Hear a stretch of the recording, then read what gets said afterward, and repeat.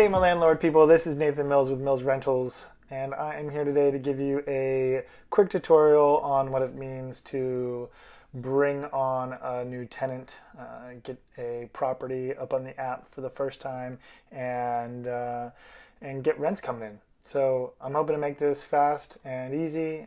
It's sort of the whole point of the app, and I hope you stick with me, and I hope you learn something. So what I want you to do is you can follow along, or you can just watch me do it. So if you go to roof.io and you log into your account, and when you log in, you are going to get to your dashboard. Boom. And then right here in your dashboard, you will see on the left-hand side below there are homes.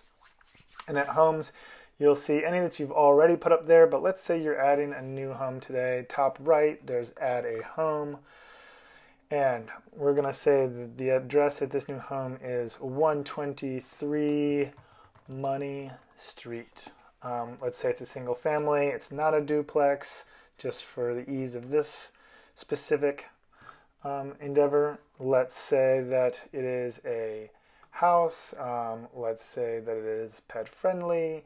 You can say anything you want in here. It just helps you track and sort through your properties so that you can more easily navigate your rents and your leases and your properties generally. And then as Roof adds features, I'm sure it'll begin to open up more possibilities. So you want to make sure that rent goes into the right account in the event that it is a different account than your personal account, or maybe it's a buddy's who you're helping rent. Add that home. Oh, I tried to cheat on the zip code. It's too smart. All right, bam. Now we're up. And 123 Money Street. Down here you will see it listed. I am going to then click into it, and you will see that it has kept my tags. It knows which my bank account is. And over here, I can add a lease. Now, typically what will happen is, let's say I've shown the property, the tenants decide they want to rent. I send them a lease. I use Adobe EchoSign. It works great. It's free if you only have 10 or 20 leases. The capacity to send and receive leases digitally, it also files them, is paramount for me. I don't want a bunch of paper.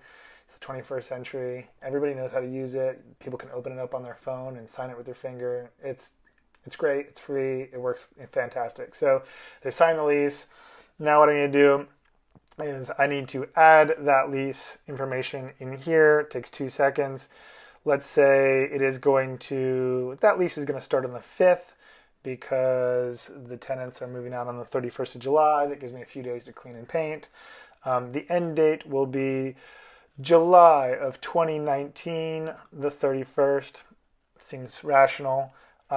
Lease name, it can say whatever, but let's just say 2018/19 money lease, because why not? And future invoices. Do we want this lease to go month to month after the end of the date? We don't ever let anybody go month to month, but we also just stay on our game. But if you're a person who could potentially forget, then I think you should definitely click that button. So for me, you could just hit some insurance here. It doesn't matter. I don't need it. I will certainly make sure they're going to be released up next year. The monthly rent amount, let's say it is $2,100. That monthly rent is due on the 1st. It is going to be dropping into my rental account. And is there a late fee? Absolutely. It's in the lease. They know about it. The late fee will be applied after the 5th. So rent is due on the 1st by the 5th. And that late fee will be $50. Each state has their own laws. Look yours up. You should know it. That is certainly less than I could be charging for a late fee on that house, but it's enough to incentivize them to pay rent on time. And then down here, we get to decide who pays the $2 transaction fee. Some people can say the tenant pays it. Honestly, I'll just pay it because I'm that kind of guy. How about that? I'm going to create that lease. Bam! Look at that. We're sitting up here waiting. These people are going to move in on the 5th.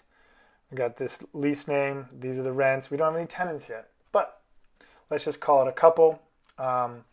Let's say the wife or the girlfriend is the one running the show in this house, and she's the one who's been going back and forth, and she doesn't need two leases. We'll just make this scenario up for ease of use. It's very easy to add a second tenant if you want, but we'll just do one for this sake.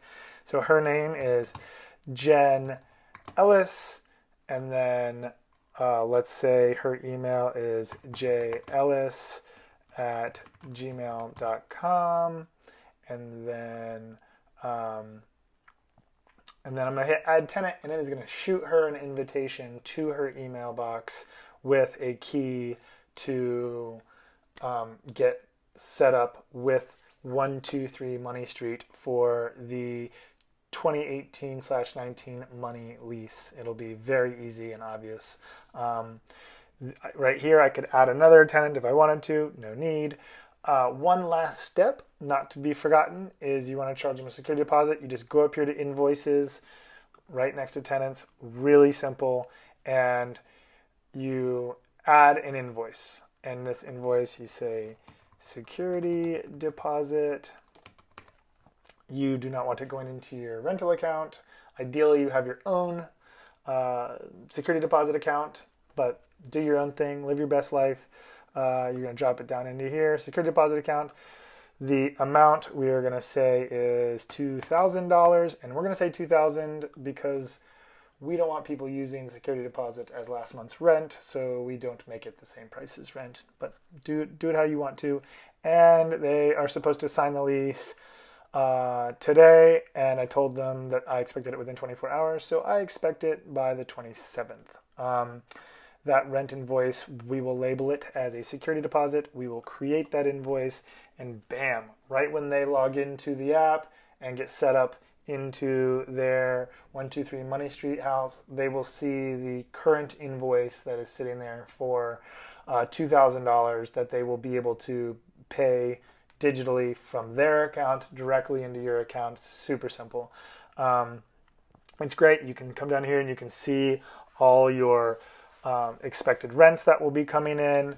You can adjust any of these if need be. You can jump over here to service requests and see that we have none yet. It is a super simple way to keep track of your properties, your leases, your tenants and their rents, the security deposits, the service requests. Those are the main things. I don't know. You don't need all those other things. If you want a very robust enterprise level property management app, maybe this isn't for you. But for everybody else in the world, where you're just you're a simple real estate investor who owns something under 20 units. I mean, I think you could really run this program all the way to 200 units. I think at some point you would want accounting logged in for, let's say, if you were just replacing appliances left and right and all the rest. But otherwise, this is fantastic. Let me know if you have any questions. Drop those questions below. Feel free to reach out to the roof community and ask questions. They are very good at getting back to you. And I hope you have an incredible renting season.